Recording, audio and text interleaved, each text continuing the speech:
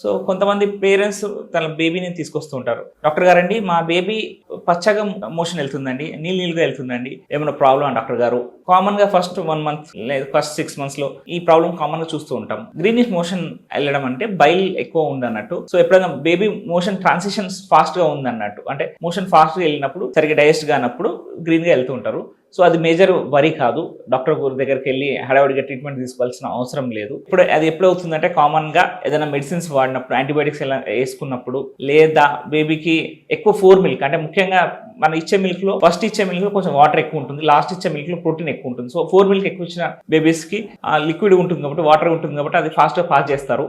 అలా పాస్ చేసినప్పుడు ట్రాన్సిషన్ అంటే మన పేగులలో మన ఫుడ్ అనేది ఫాస్ట్ గా ముందుకెళ్ళి మూవ్ అవుతుంటుంటే బైల్ ఎక్కువగా రానప్పుడు గ్రీనిష్ గా బేబీ పాస్ చేస్తూ ఉంటుంది.